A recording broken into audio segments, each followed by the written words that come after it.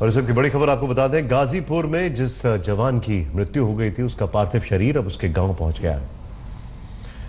प्रयागराज गाजीपुर कांड की गूंज आज संसद तक भी पहुंच सकती है, लेकिन ये देखें तस्वीरें आपके सामने,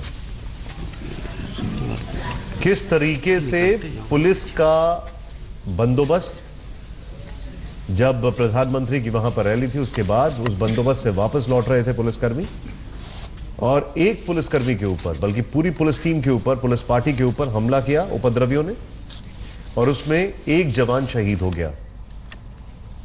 गाजीपुर कांड की गूंज आज संसद तक पहुंच सकती है। बुलंदशहर के बाद गाजीपुर में पुलिसकर्मी की जिस तरह से पीट कर हत्या कर दी, उस पर सियासत गर्म हो गई है और विपक्ष इस मसले पर बीजेपी को घेरने में कोई भी कोताही बरतने के मूड में नहीं दिख रहा।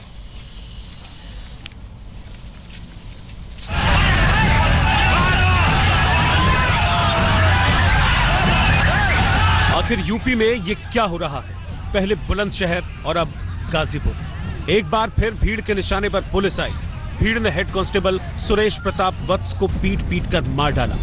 प्रधानमंत्री की रैली के बाद भीड़ ने गाजीपुर में ऐसा बवाल मचाया जिसका शोर लखनऊ से दिल्ली जा पहुंचा। आज संसद में भी इसकी गूंज सुनाई देगी। आज संसद सुनेगी उस पत्नी की आवाज जिसने अपने पति को खो दिया। आज लोकतंत्र का मंदिर देखेगा उस मां के आंसू जिसके बच्चे अनाथ हो गए। 26 दिन पश्चिम से लेके पूरब तक अगर खाकी ही खौफ में है तो हिफाजत कौन करेगा? जब वो निकले थे कि आपसे कोई बातचीत हुई थी? मैं इस समय स्थिति में नहीं कि मैं आपसे कोई सवाल पूछ सकूं। आप पूछिए, मैं बोलूंगी, चिल्ला के बोलूंगी, क्योंकि मैं चल रही हूँ। पूरी सरकार आपको सुन रही है, पूरा देश आपको देख रहा है। मैं चल रही हूँ इस समय, मैं इतना चल रही हूँ, मैं इतना तड़पी हूँ, कभी तक हम शकल नहीं देख पाए अपने पति का।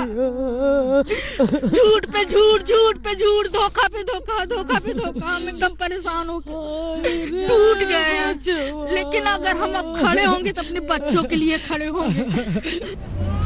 पुलिस कांस्टेबल की मौत पर संसद के बाहर भी सियासत गर्म है। हर दल अपनी सुविधा के मुताबिक सिपाही की मौत पर राजनीति कर रहा है। वो घटना इसलिए घटी है क्योंकि मुख्यमंत्री जी की भाषा सोचिए, वो सदन में हो, मंच पर हो, उनकी एक ही भाषा है,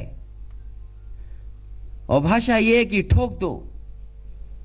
तो कभी पुलिस को नहीं समझ में आता है कि उन्हें किसे ठोकना है, और कभी जनता को नहीं समझ में आता कि किसे ठोकना है।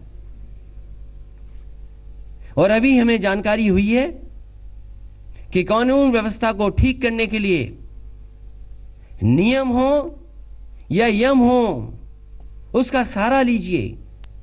नियम तो हमें समझ में आते हैं कि अगर बंदिशें हो, लेकिन नियम से कैसे कानून व्यवस्था ठीक होगी? इलाहाबाद से बीजेपी के सांसद को तो ये छोटी मोटी घटना लगती है। प्रयागराज में 2 दिन पहले उनके ही रिश्तेदार को गोली मारी गई, लेकिन सरकार अपनी है तो कानून पर सवाल उठाएं तो कैसे?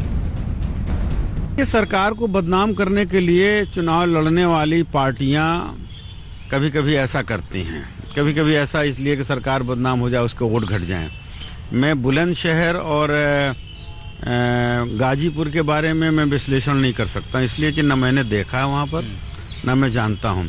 लेकिन अब छोटी मोटी घटनाएं तो पहले भी होती थी, आज भी हो रही हैं। मॉब लिंचिंग के आरोपियों में निषाद पार्टी के भी कार्यकर्ता है, लेकिन हर किसी को सियासी नफे नुकसान की ही फिक्र है। हमारे साथ बातचीत करने के लिए रविंद्र सिंह यादव मौजूद हैं, जो एक स्थानीय पत्रकार हैं गाजीपुर में और पूरे घटनाक्रम के प्रत्यक्षदर्शी हैं। रविंद्र जी, ये बताइए, ये घटना कितने बजे की थी? लगभग 3:30 बजे। 3:30 बजे की? जी, 3:30 बजे से धरना शुरू हुआ था कि नहीं, पहले से चल रहा था। कितने बजे से चल रहा था? वो धरना 10 बजे से शुरू हो गया था। वो जा रहे थे मोदी जी का विरोध करने के लिए कार्यक्रम में। जी, जैसे जानकारी हुई प्रशासन को कि ये लोग विरोध करेंगे, जहाँ पे मिले वहीं पर उन्होंने रोकना शुरू कर दिया। जब रोके तो वो लोग वहाँ पर मंच लगाकर अपना धरना प्रदर्शन शुरू। कहाँ पे मंच लगा हुआ था? यहाँ पे गाड़ी के ऊपर। तो आप देख सकते हैं कि यहाँ पर मंच लगा हुआ था, जैसा इन प्रत्यक्षदर्शी ने बताया। आप ये बताइए कि जो सुरेश वत्स थे और जो बाकी पुलिस वाले थे, वह यहाँ पर कितने बजे आए? बाकी पुलिस वाले तो पहले से मौजूद थे। जब से धरना शुरू हो गया, रोकना शुरू कर दिए थे। लगभग 20-25-22 की संख्या में पुलिस भी मौजूद थे यहाँ पे। और जब सुरेश वत्स जी को डंडा लोग मारने लगे और ढेला पत्थर चलाने लगे, तो सारी पुलिस एक तरफ भाग गई और वो बीच में फंस गए और उनके ऊपर मैंने ढेला का बौछार हो गया। गाजीपुर हिंसा पर पुलिस ने अब तक 19 आरोपियों को गिरफ्तार किया है। 11 के खिलाफ हत्या का केस दर्ज हुआ है। निषाद पार्टी के कुछ नेता भी घेरे में। लेकिन बड़ा सवाल अब भी बना हुआ है कि यूपी में कानून व्यवस्था पर भीड़ तंत्र इस कदर हावी क्यों हो रहा है। आशुतोष मिश्रा के साथ आज तक ब्यूरो। तो निशांत, इंस्टाग्राम पर कई बार आपने धोनी और उनकी बेटी जीवा के वीडियोस देखे होंगे। ऐसा एक इंटरेस्टिंग वीडियो इस बार भी सामने आया जिसमें चेन्नई के एक बीच पर धोनी जीवा संग मस्ती करते हुए दिखाई दे रहे हैं।